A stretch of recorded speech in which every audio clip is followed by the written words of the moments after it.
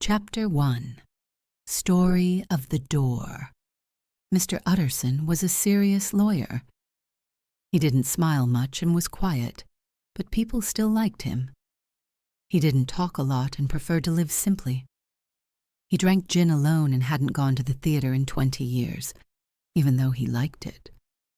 Still, he was kind to others and tried to help people, especially those going through hard times.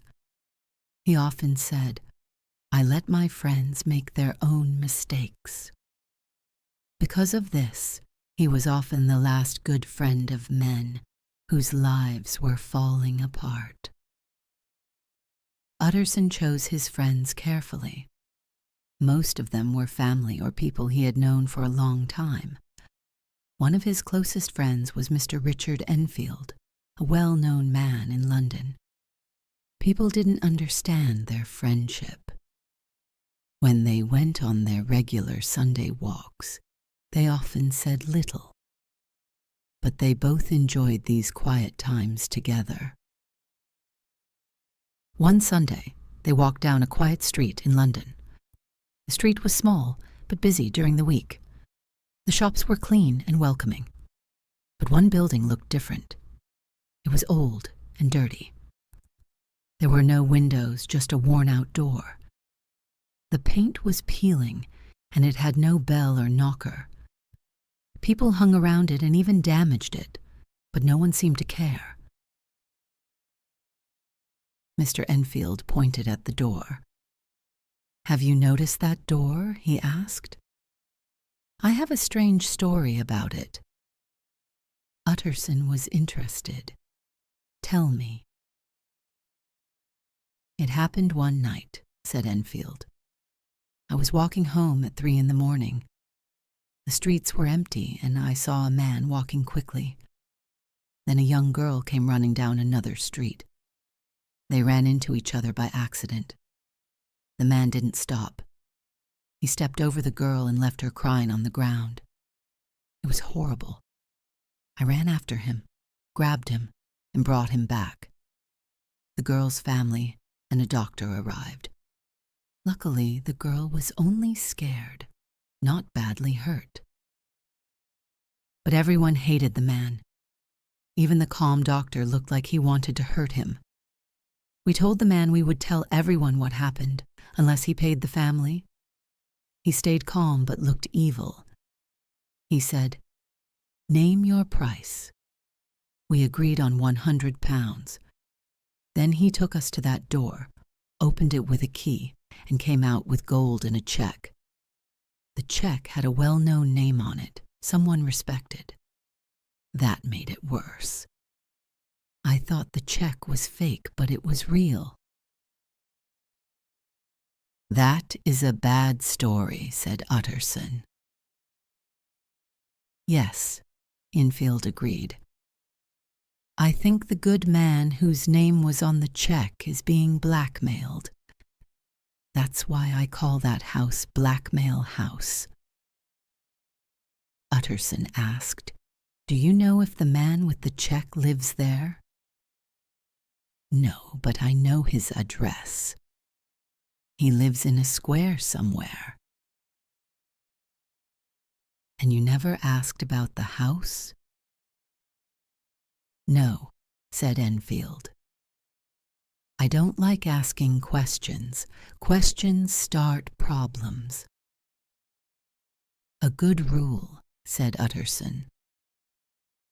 Enfield added, "I watched the house.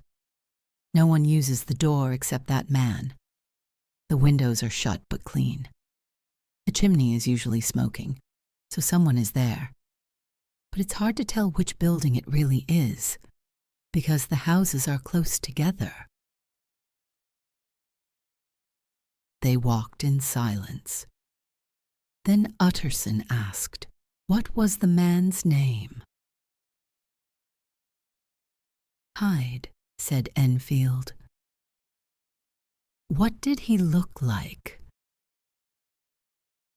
"He's hard to describe.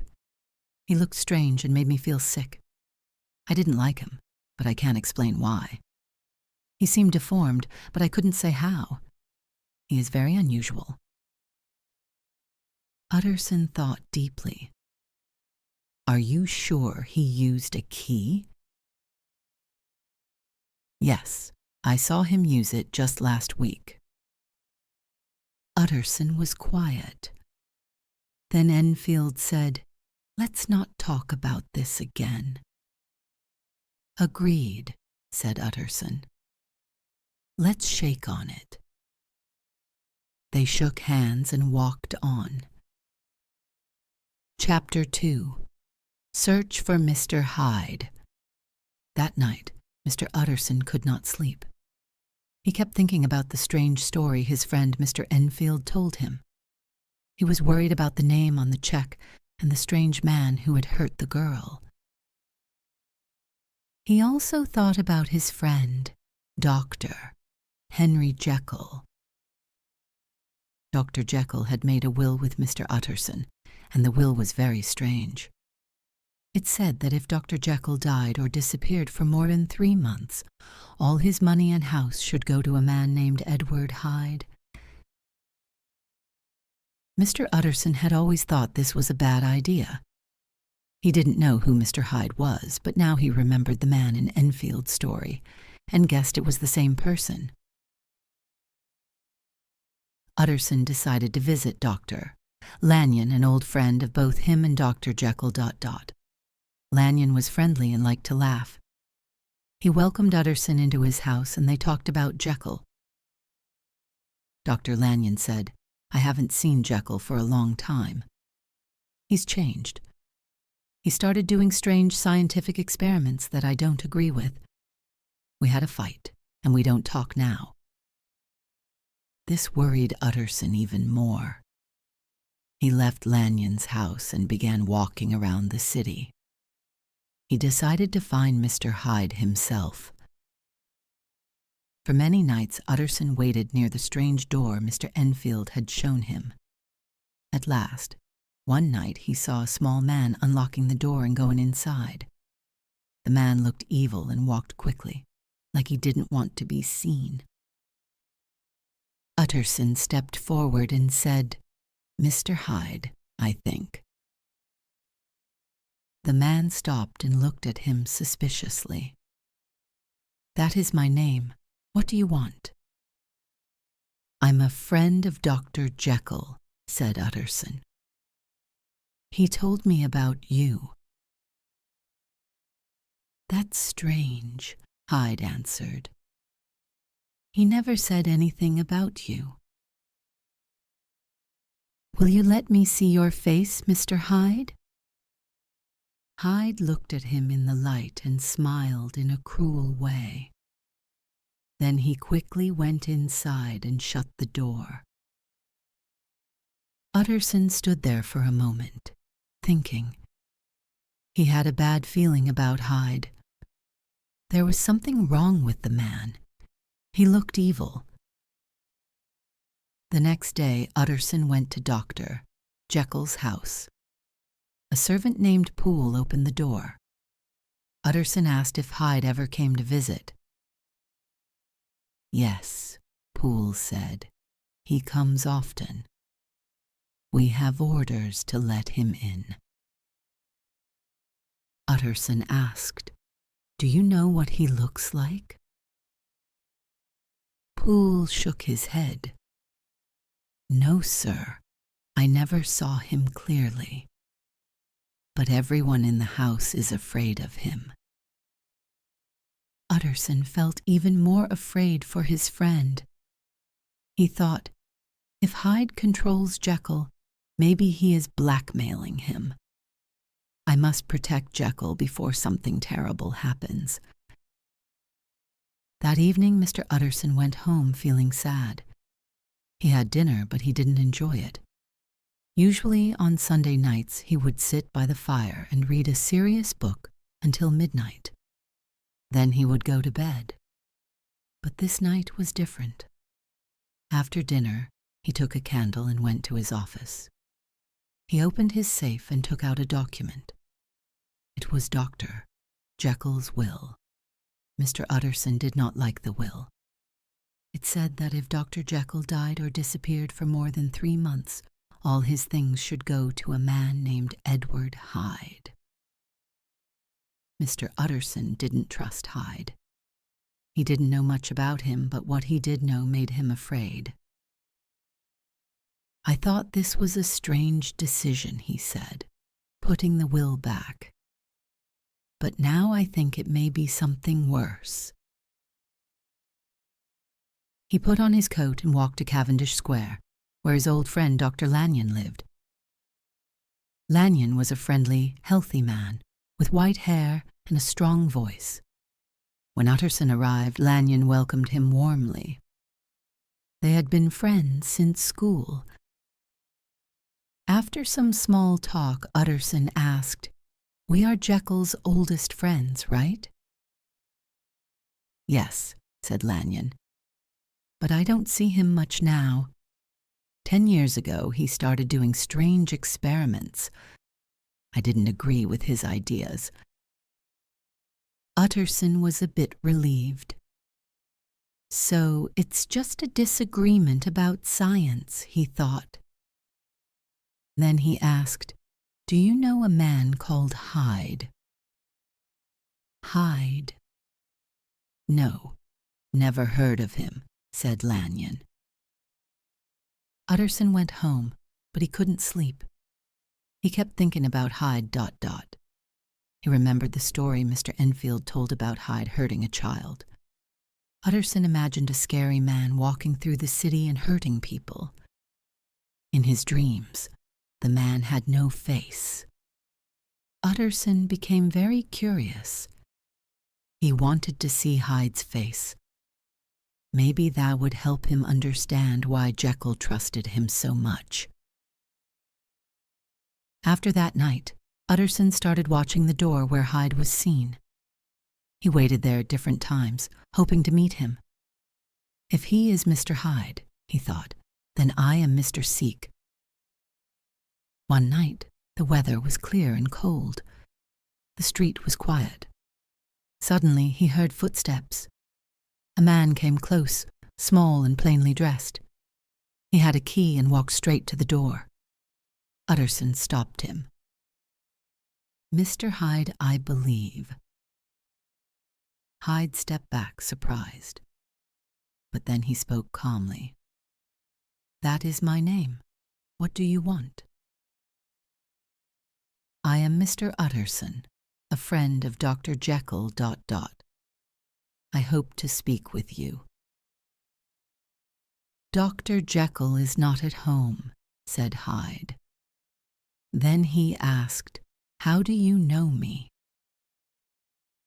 "People described you," Utterson said. "Can I see your face?" Hyde hesitated, then showed his face. "Now I'll know you again," said Utterson. Hyde gave him an address in Soho. Utterson thought, maybe he knows about the will too. "Who described me?" Hyde asked. "Friends of Jekyll," said Utterson. Hyde was angry. "He never told you," he said. Then he laughed coldly, unlocked the door, and disappeared inside. Utterson stood for a while, very troubled.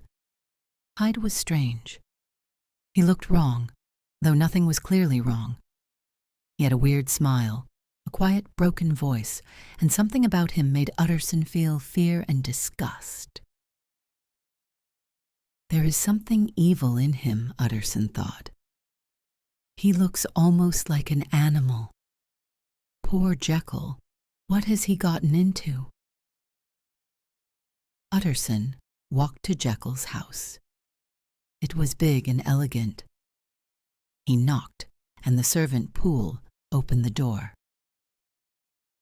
"Is Dr. Jekyll home?" he asked. "No, sir," said Poole. He let Utterson wait in the warm, fancy hall. Utterson remembered how nice this room always felt. But tonight he felt cold and unhappy. Hyde's face stayed in his mind.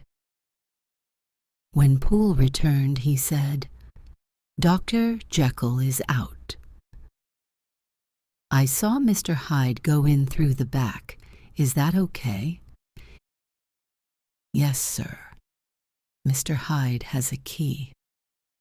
We are told to obey him," said Poole. "I've never met him before," said Utterson. "We see him very little," said Poole. "He uses the lab entrance." Utterson left, feeling very worried. Poor Jekyll, he thought. He must be in trouble. Maybe something bad from his past is coming back. Utterson thought about his own past. He had made mistakes, but nothing terrible. Still, he felt grateful that he hadn't done worse. Then he thought again about Hyde. That man has his own secrets, probably worse than Jekyll's. I must help if Jekyll lets me. He couldn't forget the strange things in Jekyll's will. Chapter 3. Dr. Jekyll was quite at ease. 2 weeks later, Dr. Jekyll invited 5 or 6 good friends to dinner.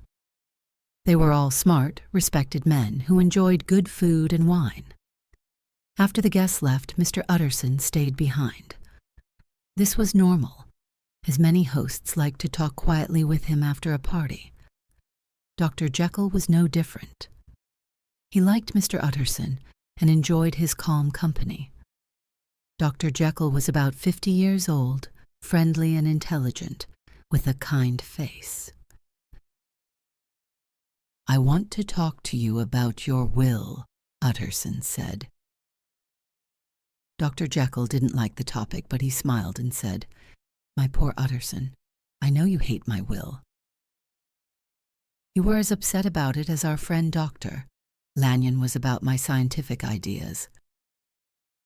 Lanyon is a good man, but he is very old-fashioned. I was disappointed in him. You know I never liked your will," Utterson continued. "Yes, you told me," said Jekyll. "I've learned more about Hyde," Utterson said.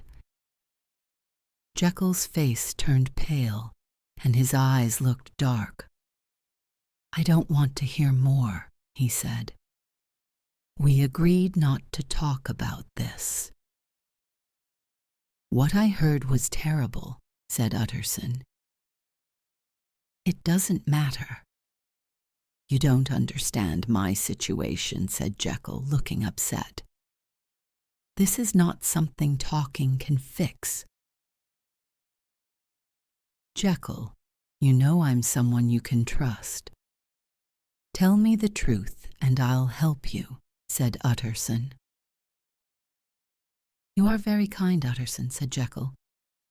"I trust you more than anyone, even more than myself. But it's not what you think. It's not that bad. And just to calm your worries, I promise I can get rid of Hyde any time I want. I promise you that. Please, let's not talk about it anymore." Utterson looked into the fire and thought for a moment. "I believe you," he said, and stood up. "Since we are talking about this," said Jekyll, "I want you to understand one thing. I care about Hyde Dot. I know you met him, and I'm afraid he was rude. But I really do care about him. If something happens to me, promise you will help him and make sure he gets what he deserves. If you knew everything, you would understand. Please promise me." "I can't say I will ever like him," Utterson replied. "I'm not asking that," said Jekyll, touching his arm. I only ask you to be fair to him for my sake." Utterson sighed. "All right," he said. "I promise." Chapter 4. The Carew Murder Case. Almost a year later, in October, London was shocked by a terrible crime. A well-known and respected man was killed, and the story became big news. The facts were few but frightening. A maid who lived alone near the river went to bed around 11. The night was clear, and the full moon lit up the street outside her window. She sat by the window, enjoying the quiet night.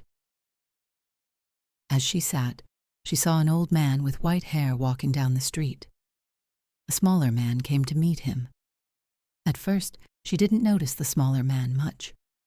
When they were right under her window, the older man politely spoke to the other. It looked like he was just asking for directions. The moon lit up his face, and the maid thought he looked very kind and peaceful.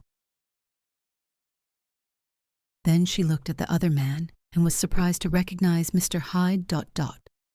She had seen him once before and didn't like him. He was holding a heavy walking stick and seemed impatient. Suddenly, Hyde became very angry. He shouted, hit the older man with the stick, and knocked him to the ground. Then he kept hitting him again and again until the man's body was badly hurt. The maid fainted from shock. She woke up at 2 in the morning and called the police. The killer was gone. The old man's body was in the street, horribly damaged. The stick Hyde used was broken. One part was found in the gutter. The other part was taken by Hyde. The man still had his wallet and watch. He also had a letter with Mr. Utterson's name and address. The police brought the letter to Mr. Utterson the next morning. When he heard what happened, he said, "I need to see the body." After getting dressed, he went to the police station. When he saw the body, he said, "Yes, this is Sir Danvers Carew." "This is serious," said the officer. "Can you help us find the man?" He told Utterson what the maid had seen and showed him the broken stick. Utterson was shocked. He recognized the stick as one he had given to Dr. Jekyll. "Is Mr. Hyde small?" he asked. "Yes," said the officer. "Very small and very unpleasant looking." "Come with me," said Utterson. "I can take you to his house." It was now about 9 in the morning. The city was covered in thick fog, but the wind was moving it around, so the streets looked strange with light and shadow. As the cab moved through Soho, the neighborhood looked dirty and sad, like something from a bad dream. Utterson was deep in thought and even felt nervous sitting with a police officer. They arrived at a dark street. There was a cheap bar, a small restaurant, and shops selling cheap food. Poor children stood in doorways, and women walked by with keys in their hands. This was the home of Mr. Hyde, a man who might inherit a lot of money from Dr. Jekyll. An old woman with silver hair opened the door. Her face looked unkind, but she acted very politely. She said Hyde wasn't home. He had come in late at night but left again soon after. He often disappeared for days or weeks. "We want to see his rooms," said Utterson. When the woman refused, he said, "This is Inspector Newcomen from Scotland Yard." The woman smiled strangely. "Ah, he's in trouble. What did he do?" Utterson and the inspector looked at each other. "He doesn't seem very well liked," said the inspector. "Now please let us look around." Hyde used only a few rooms in the house, but they were nicely decorated. There was wine, silver dishes, fine furniture, and artwork, probably gifts from Dr. Jekyll... But the rooms were messy, as if someone had searched them in a hurry. Clothes were on the floor, drawers were open, and papers had been burned in the fireplace. In the ashes, they found part of a green checkbook. Behind the door, they found the other half of the broken stick. The inspector was happy. They later found that Hyde had thousands of pounds in his bank account. "I'm sure we'll catch him," said the inspector. "He made mistakes. He left the stick and burned the checkbook. He must have panicked. All we need to do is wait for him at the bank and send out wanted posters." But finding Hyde was not easy. Very few people knew him. Even the maid's employer had only seen him twice. He had no family, no photos, and people gave very different descriptions of him. The only thing everyone agreed on was that Hyde gave a strong feeling of something wrong, something unnatural. Chapter 5. Incident of the Letter.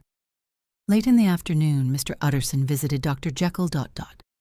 Poole let him in and led him through the kitchen and across a yard to a building at the back, known as the lab or dissecting rooms. Dr. Jekyll had bought this place from a famous surgeon and changed it to fit his chemical work. It was the first time Utterson had been there, and he found it dark and strange. The large room was full of scientific equipment, and the light came dimly through the fog. Upstairs, Utterson entered Dr. Jekyll's office. It was a big room with glass cabinets, a mirror, and a desk. 3 dusty windows looked out into the yard. A fire burned in the fireplace, and a lamp was lit. Jekyll sat close to the fire, looking very sick. He didn't get up, but greeted Utterson with a cold hand and weak voice. "Have you heard the news?" Utterson asked. "Yes," said Jekyll. "I heard people shouting about it outside." "Sir Danvers Carew was my client, but so are you," said Utterson. "Tell me the truth. Did you hide Hyde?" "I swear I will never see him again," said Jekyll. "I'm finished with him. He doesn't need my help. He is safe, and you will never hear from him again." Utterson wasn't convinced. "You seem very sure. I hope you're right. If there was a trial, your name could be involved." "I'm sure," said Jekyll. "But I need your advice. I received a letter. I don't know if I should show it to the police. I trust you to decide." "You're afraid it could lead them to Hyde?" asked Utterson. "No," said Jekyll. "I don't care what happens to him. I'm worried about my reputation." Utterson was surprised, but also a little relieved. "Let me see the letter." It was written in Hyde's handwriting. He said Jekyll didn't need to worry about him. He had a safe way to escape. Utterson was pleased. It made Jekyll look better than he had thought. "Do you have the envelope?" he asked. "I burned it," said Jekyll. "There was no postmark. It was delivered by hand." "Should I keep it and think about it overnight?" asked Utterson. "Yes," said Jekyll. "I trust your judgment. One more thing. Was it Hyde who told you to write the will the way you did?" Jekyll looked faint and nodded. "I knew it," said Utterson. He wanted to kill you. You were lucky. It's more than luck, said Jekyll. I've learned a big lesson, Utterson. On the way out, Utterson asked Poole, did someone deliver a letter today? No, sir, said Poole. Only the regular mail. This made Utterson nervous. The letter might have come from inside the lab. Maybe Hyde wrote it in the very room he had just left. As he walked through the streets, newsboys shouted about the murder. Utterson worried that Dr. Jekyll's name might also become part of the scandal. Later that day, Utterson sat by the fire with Mr. Guest, his clerk. Between them was a bottle of old wine. The city was still covered in fog, but the room was warm. Utterson trusted Guest and decided to show him Hyde's letter. Guest liked to study handwriting and might give helpful advice. It's a sad case, Utterson said. Yes, said Guest. People are very upset. That man must have been crazy. Here is a letter he wrote. What do you think of the handwriting? Said Utterson. Guest looked closely. It's not the writing of a madman, but it's a strange style. Just then, a servant brought another letter. Is that from Dr. Jekyll? Asked Guest. I recognize the handwriting. It's just a dinner invite. Want to see it? Guest looked at both letters side by side. Very interesting, he said. The handwriting is almost the same, only slanted differently. Utterson was shocked. You mean Hyde and Jekyll have the same handwriting? Yes, said Guest. But I won't tell anyone. When Utterson was alone, he locked the letter in his safe. Could Jekyll have written a letter for a murderer? He wondered, feeling cold with fear. Chapter 6. Incident of Dr. Lanyon. Time passed. A big reward was offered to find Mr. Hyde because the public was very upset about Sir Danvers Carew's murder. But Mr. Hyde had completely disappeared. The police found out many bad things about his past. He was cruel, violent, and had terrible friends. Everyone who knew him seemed to hate him. But nobody knew where he had gone. Slowly, Mr. Utterson started to calm down. He felt that Hyde disappearing was enough to make up for the murder. Without Hyde around, Dr. Jekyll became a new man.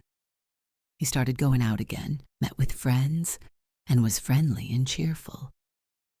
He also became more active in helping others and more religious.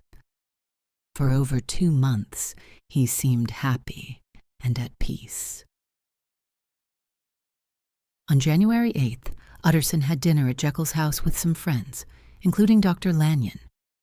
Everything seemed normal. But on the 12th, and again on the 14th, Utterson came back and was told Jekyll was not seeing anyone. On the 15th, he was again turned away. Utterson had gotten used to seeing his friend often, so the sudden change made him sad. On the 6th day, he decided to visit Dr. Lanyon. This time he was let in, but he was shocked. Lanyon looked very sick.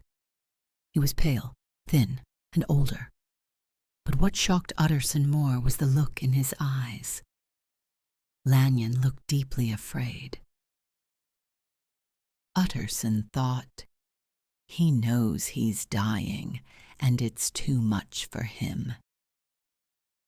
When Utterson said something about his appearance, Lanyon said. I had a terrible shock. I will never recover. I only have a few weeks left to live. Life was good, but maybe it's better not to know everything. Utterson said, Jekyll is also unwell. Have you seen him? Lanyon got upset and said loudly, I don't want to see or hear anything about Dr. Jekyll ever again. To me, he is dead. Utterson asked, Can I help? We've been friends for a long time. No, said Lanyon. Ask Jekyll. He won't see me, said Utterson. I'm not surprised, said Lanyon. One day after I die, maybe you will understand everything. I can't tell you now. But if you want to stay and talk about other things, do. If not, please go. I can't talk about this anymore. That evening, Utterson wrote to Jekyll asking why he had shut himself in and what had happened between him and Lanyon. The next day, he got a long, sad, and strange reply. Jekyll wrote that he agreed with Lanyon. They should never see each other again. He said he planned to live in isolation. Please don't be surprised or think I stopped caring about you. I must follow my own dark path. I have brought a great punishment on myself. I suffer deeply. If I am the worst sinner, I am also the one who suffers the most. The only thing you can do for me is to respect my silence. Utterson was shocked. Just a week ago, Jekyll seemed happy and hopeful. Now everything was destroyed. He thought maybe Jekyll had gone mad. But remembering Lanyon's fear, he believed something worse had happened. A week later, Dr. Lanyon became bedridden, and 2 weeks after that, he died. The night after the funeral, Utterson locked himself in his office and took out a letter from Lanyon, marked : Private. For Mr. Utterson only. If he dies, destroy it unread. Utterson felt nervous. I've already buried one friend today. What if this ruins another? Then he shook off the fear and opened the letter. Inside was another envelope, marked : Do not open until the death or disappearance of Dr. Henry Jekyll. Utterson was shocked. The words disappearance of Dr. Jekyll reminded him of Jekyll's strange will. That will had been made when Hyde was in his life. What could this letter from Lanyon mean? Utterson really wanted to read it, but he respected his friend's wishes. He locked the second letter in his safe. Stopping curiosity is hard. From that time, Utterson didn't visit Jekyll with the same interest. He still cared for him, but he was also scared and worried. He kept visiting, but was often turned away. In truth, he didn't mind speaking to Poole at the door more than going inside. It felt safer. Poole never had good news. Jekyll now stayed almost all the time in the lab. Sometimes he even slept there. He was quiet, didn't read, and seemed deeply troubled. Over time, Utterson visited less and less. Chapter 7. Incident at the Window. One Sunday, Mr. Utterson was walking as usual with his cousin, Mr. Enfield ... They walked down the same quiet street as before, and when they reached the door, they both stopped and looked at it. Well, said Enfield, that story is over now. We will never see Mr. Hyde again. I hope you're right, said Utterson. Did I ever tell you that I once met him too and felt the same disgust you did? It would be impossible not to, said Enfield. And you must have thought I was silly not to realize that door was the back entrance to Dr. Jekyll's house. I only figured it out later, partly because of something you said. So you found that out, said Utterson. Then maybe we can go into the courtyard and look at the windows. I'm still worried about Jekyll. Even seeing a friend might help him. The courtyard was cool and slightly damp, even though the sky above was still lit by the sunset. In the middle of 3 windows, one was half open. Sitting beside it, looking very sad like a prisoner, was Dr. Jekyll. Jekyll, Utterson called. I hope you are feeling better. I feel very low, Utterson, said Jekyll in a tired voice. Very low. But it won't last much longer, thank God. You stay inside too much, said Utterson. You should come out for a walk, like Enfield and me. This is my cousin, Mr. Enfield, Dr. Jekyll. Come on, get your hat and join us. You are very kind, said Jekyll, and I would love to. But no, it's impossible. I can't. Still, I'm very happy to see you both. I would invite you in, but the house is not suitable. Then let's just stay here and talk to you from down here, said Utterson kindly. That is just what I was about to suggest, said Jekyll with a smile. But suddenly the smile vanished. His face changed to one of pure terror and despair. Then the window was slammed shut. Utterson and Enfield were shocked. They stood frozen for a moment, then turned and walked away without saying a word. They walked in silence through the quiet street. It wasn't until they reached a busier road that Utterson finally spoke. They were both pale and deeply disturbed. God forgive us, said Utterson. Enfield only nodded seriously and kept walking without speaking. Chapter 8. The Last Night. One evening, Mr. Utterson was sitting by the fire after dinner when Poole, Dr. Jekyll's servant, came to visit him. Poole, what brings you here? Utterson asked. Then, looking at him closely, he added, You look worried. Is the doctor sick? Something is very wrong, sir, said Poole. Utterson gave him a glass of wine and said, Take your time and tell me what's going on. Doctor has locked himself in his room again, and I don't like it. I've been scared for a week. I can't take it anymore. Utterson saw that Poole was serious. He looked shaken and hadn't even touched his wine. Tell me what you think is wrong, said Utterson. I think someone has hurt Dr. Jekyll, said Poole. Utterson got up, took his coat and hat, and followed Poole to Jekyll's house. The streets were cold, windy, and empty. Utterson had a bad feeling. When they reached the square, Poole stopped and wiped his forehead. He was very pale and looked afraid.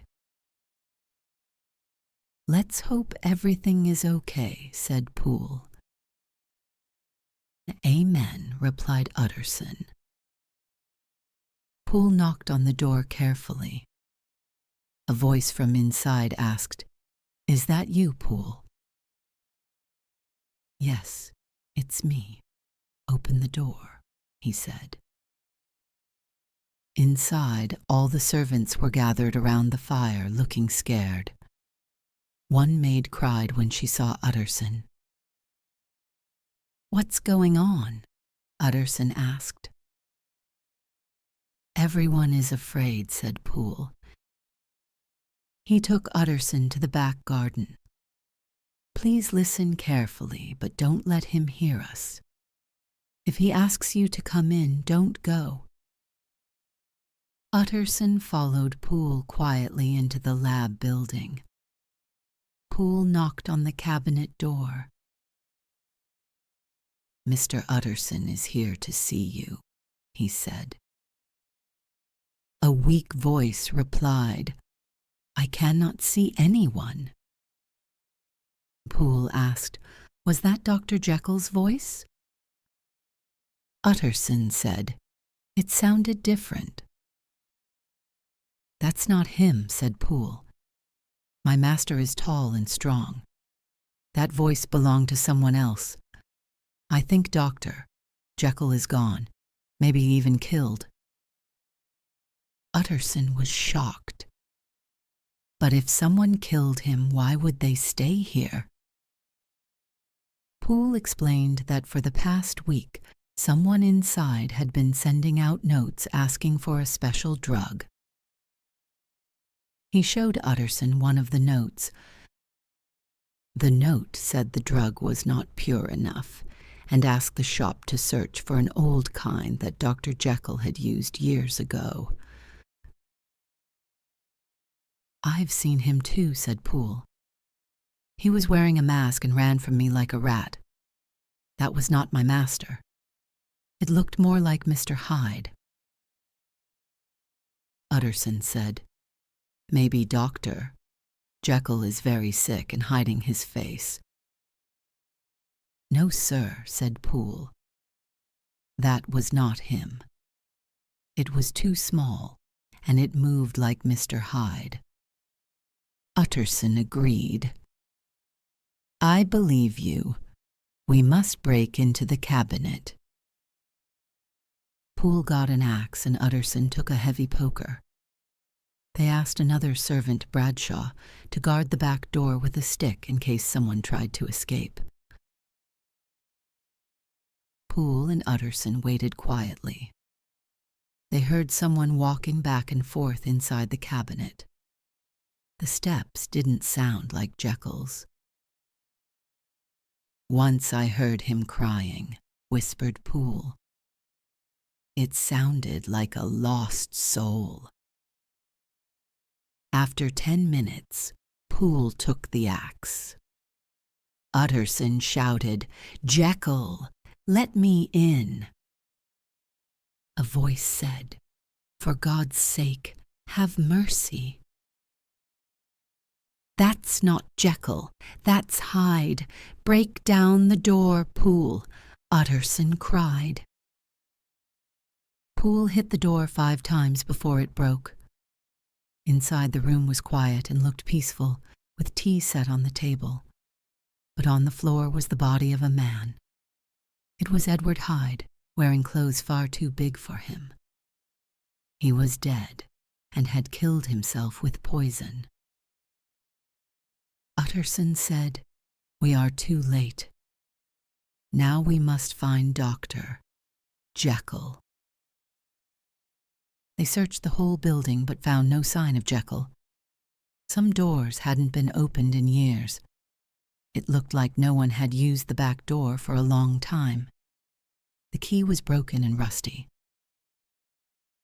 "This is very strange," said Utterson. "Let's go back to the cabinet." Inside, they saw more chemicals on the table, as if someone was doing experiments. Utterson found a book with notes written by Jekyll, but they were dark and disturbing. Then they found a mirror and looked into it with fear. "What did Jekyll use this mirror for?" asked Utterson. Finally, on Jekyll's desk, they found a letter addressed to Utterson. Inside were more documents. One was a new will naming Utterson instead of Hyde. Another was a letter from Jekyll. It said, "My dear Utterson, when you read this, I will be gone. Please read the letter Dr. Lanyon left you. Then, if you wish, read my confession. Your unhappy friend, Henry Jekyll." Poole handed him another sealed envelope. "We must keep this secret for now," said Utterson. "If Jekyll is dead or has escaped, we must protect his reputation. I will return before midnight. Then we can call the police. They locked the door and left. Utterson walked back to his office to read the letters and finally discover the truth. Chapter 9. Dr. Lanyon's Narrative. 4 days ago, on January 9th, I received a registered letter in the evening. It was from my old friend and colleague Dr. Henry Jekyll, ... I was surprised because we didn't usually write to each other. In fact, I had seen him the night before at dinner, and nothing seemed strange. The letter made me even more curious. Here is what it said. 10th December, dear Lanyon. You are one of my oldest and best friends. Even though we sometimes disagreed about science, I never stopped caring about you. If you had ever said to me, Jekyll, my life or my honor depends on you, I would have done anything to help you, even lose a hand. Now, I need your help just as badly. My life, my honor, and my sanity are in danger. If you do not help me tonight, I am lost. This might sound like I am asking for something wrong or illegal, but I am not. Please read carefully and decide for yourself. I need you to cancel everything you had planned for tonight, even if you were going to visit the king himself. Take a cab to my house right away with this letter. My servant, Poole, will be waiting with a locksmith. You must go into my cabinet room alone. Break open the cabinet if needed and take out the 4th drawer from the top. You will know it by what's inside: some powders, a glass bottle, and a notebook. Take this drawer just as it is and bring it back to your home. That is the first part. Now for the second. If you go right away, you'll be home well before midnight. I ask you to be alone in your office at midnight. Someone will come and say he was sent by me. Let him in and give him the drawer. Then your job is done, and I will be very grateful. 5 minutes later, if you ask for an explanation, you will understand how important this was. If even one part goes wrong, it could mean my death, or worse, insanity. I'm sure you will help me, but still I am terrified that you might not. Imagine me now in a strange and terrible place full of fear. But if you help me exactly as I ask, all my troubles will disappear like a bad dream. Please help me, my dear Lanyon. Your friend, HJPS. I'm afraid the post office may not deliver it on time, and you won't read it until tomorrow morning. If that happens, dear Lanyon, please do what I asked whenever it works best for you during the day. But still, expect my visitor at midnight. It might already be too late then, and if nothing happens that night, it means you have seen the last of Henry Jekyll. After reading the letter, I was sure Jekyll had gone mad. But since I couldn't be sure, I decided to help him anyway. His request was serious, and I felt responsible. I took a cab and went straight to Jekyll's house. Poole, the butler, was waiting for me. He had also received a letter with instructions and had already called a locksmith and a carpenter. The workers arrived while we were talking. Together we went to the old surgical room that connected to Jekyll's private lab. The door was very strong, and the lock was excellent. The carpenter said it would be very hard to break in. The locksmith almost gave up, but he worked hard, and after 2 hours the door was finally open. Inside I found the cupboard marked E and opened it. I took out the correct drawer, wrapped it in a sheet, and brought it back to my house. At home, I opened the drawer to see what was inside. There were some powders, not made like a real pharmacist would make them, so I knew Jekyll made them himself. One of them looked like a white salt. There was also a glass bottle, half full of a dark red liquid. It smelled very strong. Maybe it had phosphorus in it. I didn't know what the other ingredients were. There was also a small notebook. It only had a long list of dates, going back many years. But the note stopped almost a year ago. Some dates had short notes next to them, like double, which appeared a few times. One early note said, "Total failure," with exclamation marks. This was all strange and interesting, but I still didn't understand what it meant. Why was this drawer so important? Why couldn't the messenger just go get it himself? And why did I have to meet him secretly? The more I thought about it, the more I believed Jekyll was seriously ill in the mind. I sent my servants to bed and got out an old gun, just in case I needed to protect myself. Just after midnight, I heard a soft knock at the door. I answered it myself.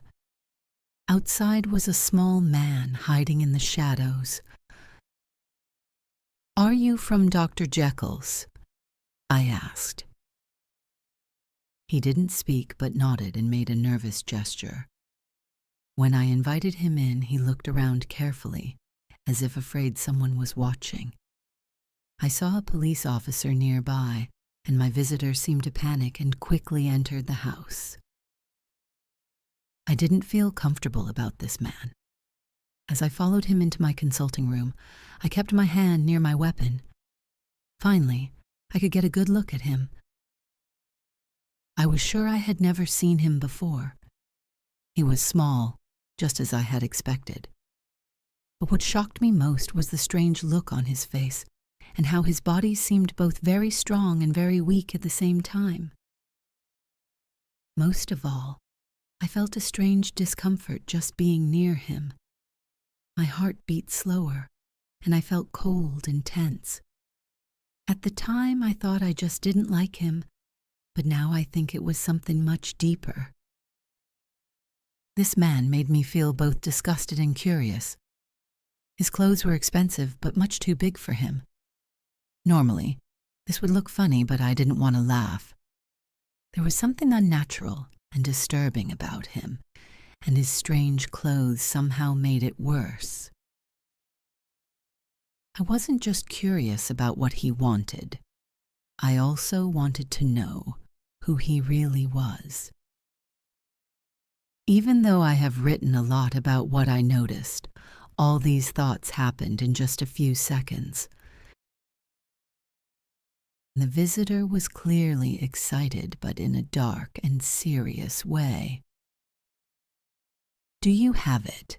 he asked quickly. "Do you have it?" He grabbed my arm and shook me. I pulled back, feeling a cold shock from his touch. "Please, sir," I said. "You are forgetting that I don't know who you are. Please sit down." I sat down myself and tried to act like I would with any other patient, though I was nervous and uncomfortable. "I'm sorry, Doctor. Lanyon," the man said politely. "You're right. I let my excitement take over my manners. I was sent by your colleague, Doctor, Henry Jekyll, ... And I understood." He stopped talking and touched his throat. He was trying to stay calm, but I could see he was struggling not to lose control. I understood. There is a drawer. At this point, I felt sorry for him. I was also very curious. "There it is, sir," I said, pointing to the drawer still covered with the sheet. He ran to it, then stopped and put his hand on his chest. His teeth were grinding, and his face looked so terrible that I began to worry for both his health and his mind. Calm yourself, I told him. He gave me a strange smile and quickly pulled off the sheet. When he saw what was inside, he let out a loud cry of relief. I was frozen in my seat. Then, in a much calmer voice, he asked, "Do you have a measuring glass?" I stood up slowly and gave him what he needed. He nodded, added some powder to the red liquid, and it began to bubble and glow. Then it turned dark purple and slowly changed to a watery green. The man watched all this very carefully.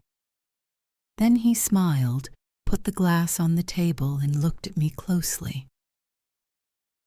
"Now," he said, "we have one last choice. Will you be smart and let me take the glass and leave with no more questions? Or are you too curious? Think well. I'll do what you decide. If you let me go, you'll gain nothing, except the feeling of helping someone in need. But if you stay, I'll show you something that brings knowledge, fame, and power. Just know. It will shock even the devil himself." "Sir," I said, trying to stay calm, "you are speaking in riddles, and I can't say I fully believe you. But I've already gone too far in helping you to stop now." "Good," he said. "Lanyon, remember your promise. What happens next must remain secret between doctors. You, who believe only in what you can touch and see, who laugh at the idea of higher science, watch now." He lifted the glass and drank it all in one go. He cried out, shook, and nearly fell, grabbing the table to stay upright. His eyes were wild, his mouth open, gasping. Then I saw something unbelievable. His body seemed to grow. His face became dark, and then began to change shape right in front of me. In shock, I jumped to my feet and pressed against the wall, raising my arms as if to protect myself. I was completely terrified. "Oh God!" I shouted again and again. Because there, standing weak, pale, barely conscious, and reaching out with his hands like a man back from the dead, stood Henry Jekyll. What he told me in the next hour I cannot write down. I saw it, I heard it, and it made me feel sick. Even now, after it's over, I wonder if I really believe what happened. My life is completely changed. I can no longer sleep. Fear is with me all the time. I feel that my end is near. What Jekyll showed me was so morally shocking that I still cannot think of it without fear. I will say just one thing to you, Utterson, and it is enough. The creature who came into my house that night, as Jekyll himself admitted, was called Hyde, and he is the man being hunted across the country for the murder of Sir Danvers Carew. Hasty Lanyon. Chapter 10. Henry Jekyll's Full Statement of the Case. I was born in the year 1800 and into a rich family. I was smart, hard-working, and wanted people to respect me. Everyone thought I would have a successful and honorable future. My biggest weakness was that I liked to enjoy life and have fun. But I also wanted people to see me as serious and proper, so I kept my pleasures secret. When I became an adult, I started to think about my life and realized I had already been living a double life. Many people are open about their mistakes, but I hid mine because I felt ashamed. I wanted to live a good life, but I also had another side of me that liked to do wrong. These two sides of me were in constant conflict. Because of this, I began to think deeply about life.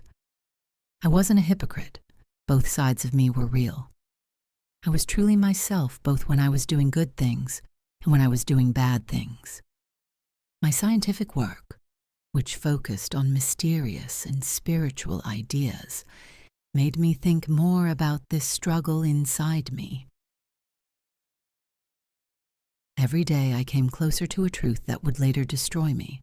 Man is not just one person, but two. I believe we all have two parts inside us. Other people may go further in this discovery, but I reached a point where I saw clearly that I had two very different natures in me. From early on, I dreamed of separating these two parts. If I could create two different people, one good and one bad, each could live without being hurt by the other. The bad side could do wrong without guilt. The good side could do right without being pulled down by temptation. But the problem for all people is that these two opposite sides are tied together. In every person's mind, these two sides fight with each other all the time. How could they ever be truly separated? I was deep in my thoughts when I started to notice something new in my experiments. I began to understand how fragile and temporary the human body really is. It looked solid, but it could be changed, almost like a curtain blowing in the wind. I discovered that certain chemicals could affect the body and even change it completely. There are two reasons I won't go into detail about this part of my science. First, I learned that trying to escape the problems of life only brings more pain and fear. Second, as you will soon see, my work was not complete or fully successful. Still, I discovered how to separate parts of my personality, my good side and my bad side, using a special potion. This potion could change my body to match those different parts of myself. The second form was not fake, but a true part of who I was, even if it showed my darker side.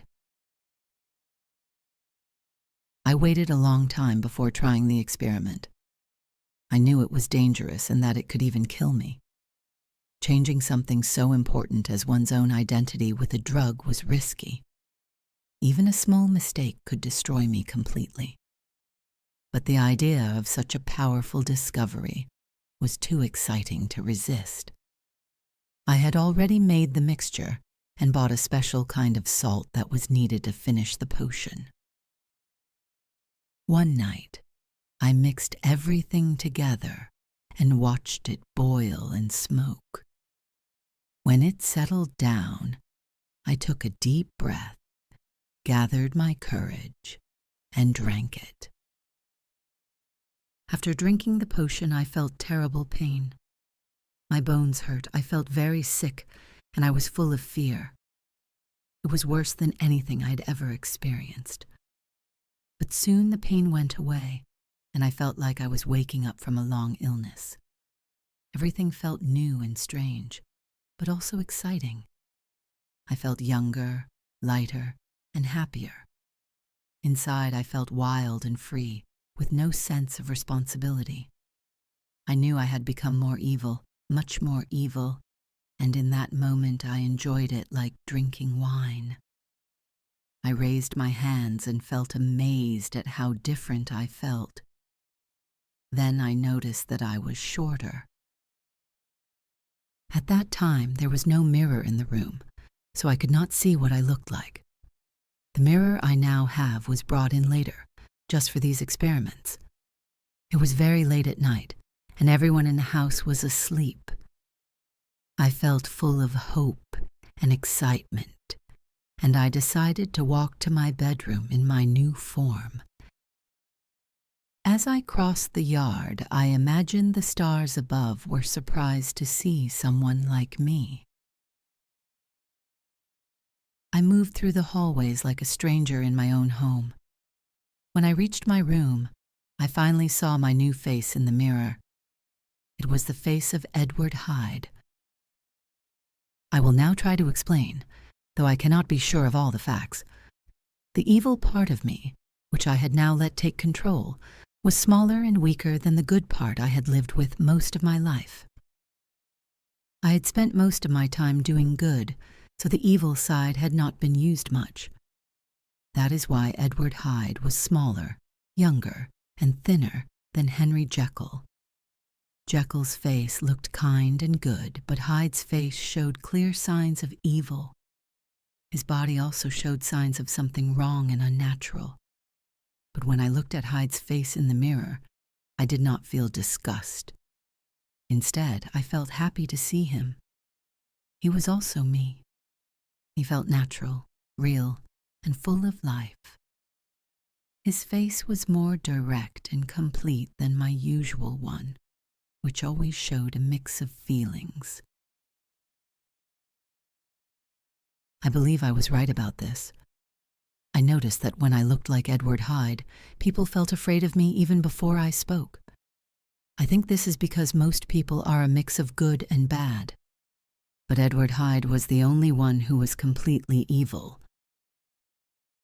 I looked at the mirror for just a moment. I still had to try the second and most important part of the experiment. Could I change back into myself, or was I stuck as this new person? I quickly returned to my lab, made the potion again, drank it, and once more went through the painful transformation. When it was over, I was back to being Henry Jekyll in both body and mind. That night, I came to a turning point. If I had started this discovery with good and noble goals, maybe I would have become a better person. But the potion didn't make me good or evil. It simply opened the door inside me and let whatever was strongest come out. At that moment, the good part of me was sleeping, and the bad part was awake and ready. So Edward Hyde was the one who appeared. From then on, I had two sides, Henry Jekyll, who was a mix of good and bad, and Edward Hyde, who was completely evil. And little by little, I was becoming worse. Even then, I didn't enjoy the quiet life of study all the time. I still liked to have fun. But the fun I wanted was not proper for someone with a good reputation like mine.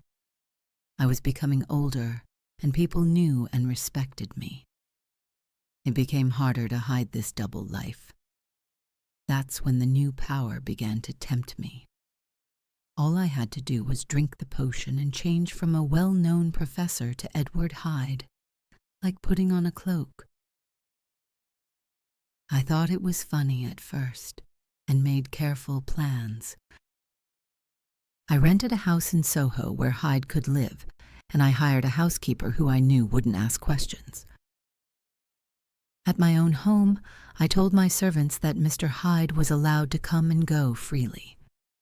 To make this more believable, I even visited my house sometimes as Hyde so they would get used to him. I also wrote the will that you didn't like, so if something happened to me as Jekyll, I could still be Hyde and keep my money. I thought I was protected in every way and began to enjoy the strange freedom that came with this secret. Some people in history have paid others to do their crimes while keeping their own names clean. But I was the first to do something like that just for fun. I could walk around respected in public, and in a moment become someone else, free and wild like a schoolboy. In my disguise, I was completely safe.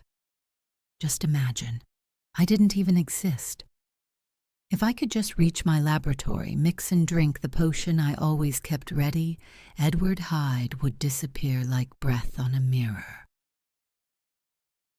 In his place, there would be me again, Dr. Henry Jekyll, calmly reading in his study, far from any suspicion.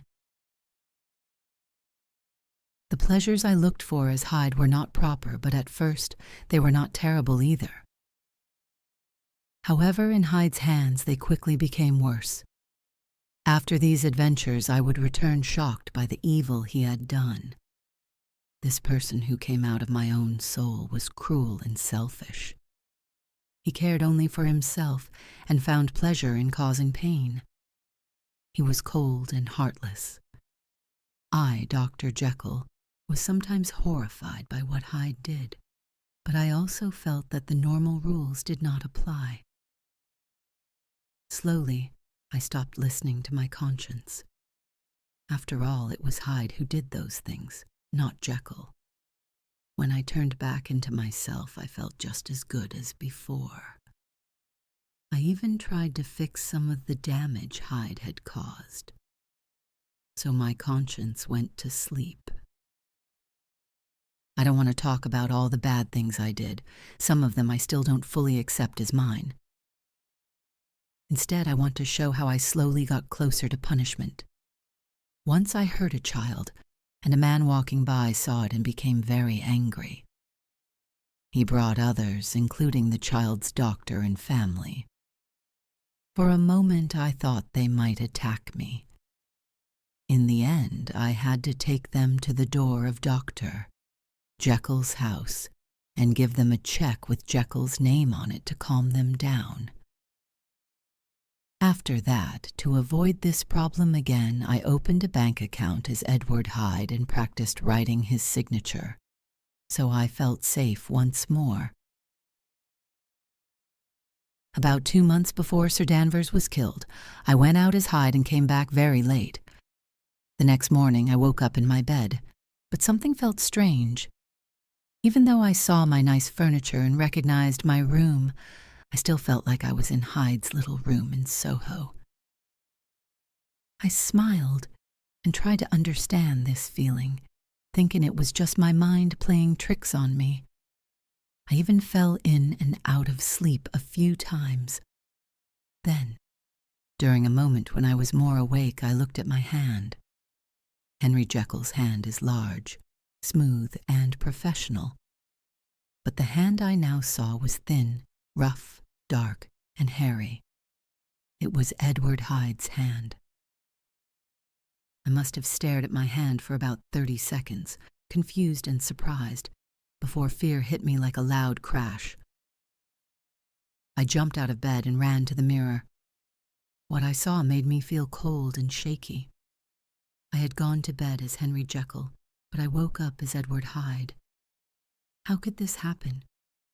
And more importantly, how could I fix it? It was already morning, the servants were awake, and all my chemicals were far away in the cabinet. Oh, Papa! To get to them, I had to go downstairs, through a back hallway, across the open courtyard, and through the lab. I thought about hiding my face, but I couldn't hide that I was shorter. Then I remembered with great relief that the servants already knew about Mr. Hyde's visits. I quickly dressed in Hyde's clothes, walked through the house, where Bradshaw looked shocked, and 10 minutes later, I was Dr. Jekyll again, pretending to eat breakfast with a serious face. I had no appetite. This strange event, so different from what had happened before, felt like a sign of punishment.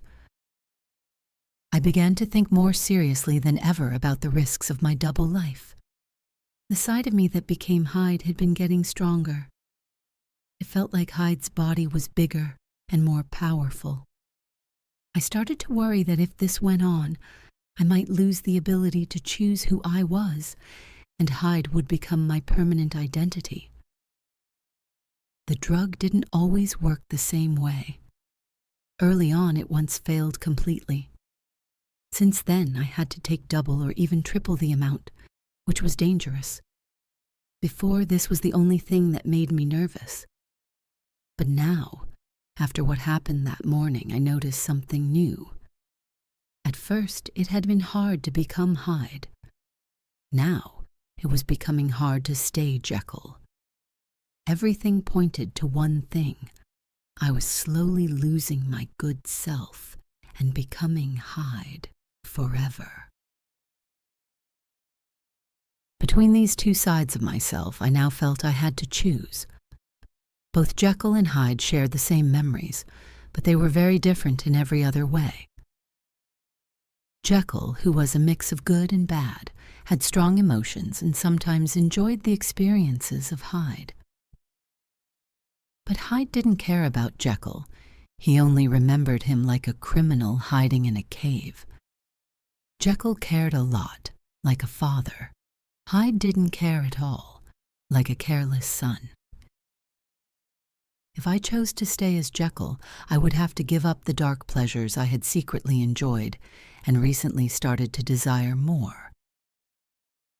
If I chose to become Hyde forever, I would have to give up my friends, hopes, and everything I cared about. It seemed like an unfair choice. But there was one more thing to think about. Jekyll would feel all the pain of giving things up, while Hyde wouldn't even notice what he had lost. Even though my situation was strange, the choice itself was very human. Many people face similar choices between good and bad. And like most people, I chose to do the right thing, but I wasn't strong enough to stay with it. Yes, I chose to remain the older and unhappy doctor, surrounded by friends and holding on to honest hopes.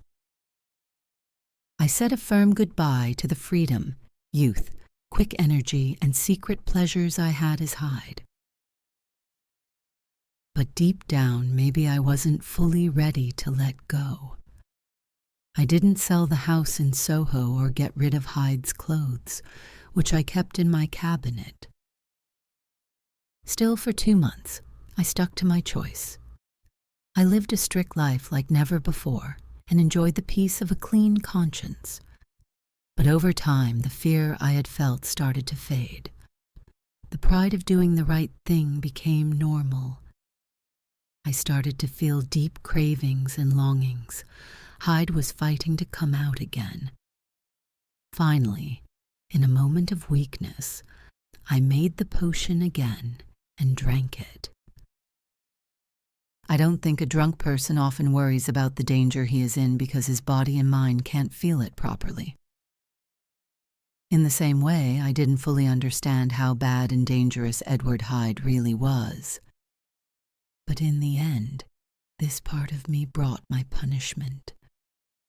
I had kept my evil side locked up for a long time, and when it came out with great violence. Even as I drank the potion, I felt I was more wild and ready to do bad things. This must be why I became so angry at a man who spoke politely to me. I swear, no sane person would have done what I did for such a small reason. It was like a sick child breaking a toy. But I had removed all my good instincts. I had nothing left to stop me from doing wrong. For me, just a small temptation was enough to fall into sin. Immediately, the evil inside me woke up and took control. I beat the poor man with joy, feeling pleasure with every hit. Only when I grew tired did I feel fear. A mist cleared from my mind. I saw that I had ruined my life. I ran away from the crime, both proud and scared, happy about the evil I had done, but also fearing what might happen next. I went to my house in Soho and destroyed my papers just to be safe. Then I walked the streets, full of mixed feelings, dreaming of future crimes, but also listening behind me for someone chasing me.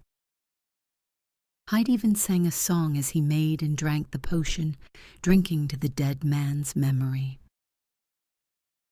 But before the painful change finished, I was once again Henry Jekyll, crying with shame and sadness, falling to my knees and praying to God. I saw my whole life clearly. I remembered walking with my father's hand as a child, all the hard work I had done in my career, and now I had ended up here, in the middle of this horror. I could have screamed. I prayed and cried, trying to forget the terrible memories. But even as I prayed, the ugly face of my sin stayed with me. When the strong feelings of guilt began to fade, I felt something else, joy. I had made a decision. Hyde could no longer exist. Whether I wanted it or not, I could now only live as my better self. I was happy to return to a normal life. I gladly accepted its rules. I locked the door to the evil part of me and crushed the key under my foot. The next day I heard that the murder had not gone unnoticed.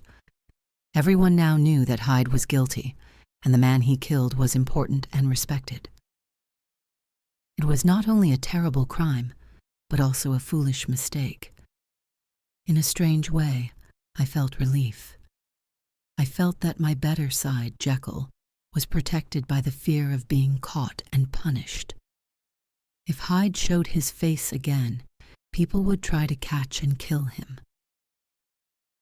I decided to change my ways and make up for what I had done. I can honestly say that I did some good after that. You know how hard I worked to help others in the last months of that year. Many people were helped, and my own days were quiet and almost happy. I didn't get tired of this new, better life.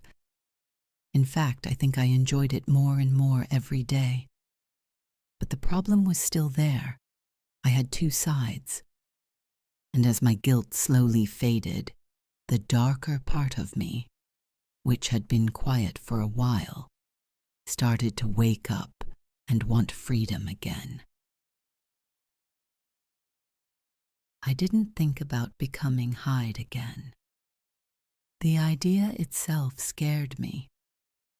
But I started doing small, wrong things in my own body, as Jekyll, not as Hyde. I became like a secret sinner, slowly giving in to temptation. Everything has an end. Even the biggest heart fills up at last. This return to my bad habits finally broke the balance in my soul. Yet I wasn't afraid. It felt normal, like going back to life before my discovery. One day it was a clear and sunny January afternoon. The streets were wet from melting frost, but the sky was blue. I sat on a bench in Regent's Park, enjoying the sounds and smells of winter and early spring. I was relaxed. My darker side remembered old pleasures. My better side was sleepy, telling me I would feel sorry later, but not yet ready to act. I told myself I was just like everyone else. I even felt proud, thinking I was kinder than other men. At that moment, I suddenly felt sick and cold. It passed, but left me weak. Then, I felt bolder, less afraid, and free from guilt. I looked down. My clothes were too big. My hand was thin and hairy. I had turned back into Edward Hyde. Just a moment earlier, I was safe and respected, rich and loved. My dinner was waiting for me at home. Now I was Hyde again, hated, homeless, a murderer, running from the law and headed for the gallows. My mind was weak, but I did not lose control. I had noticed before that when I became Hyde, my senses were sharper and my energy stronger. So, where Jekyll might have failed, Hyde stayed strong. I needed to get the special drug from the cabinet in my lab. But the door was locked. If I went through the house, the servants would turn me in. I needed someone else to help me, someone I could trust. I thought of Dr. Lanyon. But how could I reach him? How could I explain everything and ask him to break into Jekyll's lab? Then I remembered. I could still write like Henry Jekyll. That gave me hope. I planned everything quickly. I dressed as well as I could and called a horse carriage. The driver laughed at how strange I looked, but I scared him with a look so angry that he stopped immediately. At the hotel, my face was so dark and frightening that the staff obeyed me without question. They gave me a private room and paper to write. Now Hyde, afraid for his life, was a terrifying and dangerous creature. He was full of hate and ready to hurt anyone. But he was also smart. He forced himself to calm down, wrote 2 important letters, one to Lanyon and one to Poole, and told the staff to send them with proof of delivery. Then he sat by the fire all day, biting his nails, eating alone, and scaring the waiter with his silence. When night came, he got into a closed carriage and rode around the city, hiding from everyone. I say he because Hyde didn't feel like me anymore. That evil part of me had nothing human left, only fear and hate. When the driver seemed suspicious, Hyde got out and walked alone, wearing clothes that didn't fit, clearly standing out. He was scared and angry, walking fast, talking to himself, and counting the minutes until midnight. Once, a woman came up to him, maybe offering matches. He hit her in the face, and she ran away. When I woke up at Lanyon's house, I was full of shame and fear. My friend's horror made things worse, but my own feelings were already too strong. I didn't just fear being caught, I now feared being Hyde. Lanyon's anger felt like a dream. Even coming home and going to bed felt dreamlike. I slept deeply, even though I had terrible nightmares. In the morning, I felt weak, but also a little better. I still hated Hyde and remembered the danger, but I was home and near my medicine. I felt thankful and hopeful. After breakfast, I was walking across the yard when I suddenly felt the change coming again. I barely made it to my private room before I turned into Hyde. This time, I needed a double dose to turn back into Jekyll. Sadly, only 6 hours later, it happened again. From that day on, I could only be Jekyll with great effort and strong medicine. Day and night, I feared changing. If I dozed off, I always woke up as Hyde. I stopped sleeping to avoid this, but I became very sick, tired in both body and mind, and focused only on my fear of Hyde. When the medicine wore off, or if I fell asleep, I turned into Hyde. The change happened more easily and didn't hurt as much anymore. But Hyde became stronger while Jekyll grew weaker. Jekyll hated Hyde deeply. He saw how evil and unnatural Hyde was, like something that should not exist.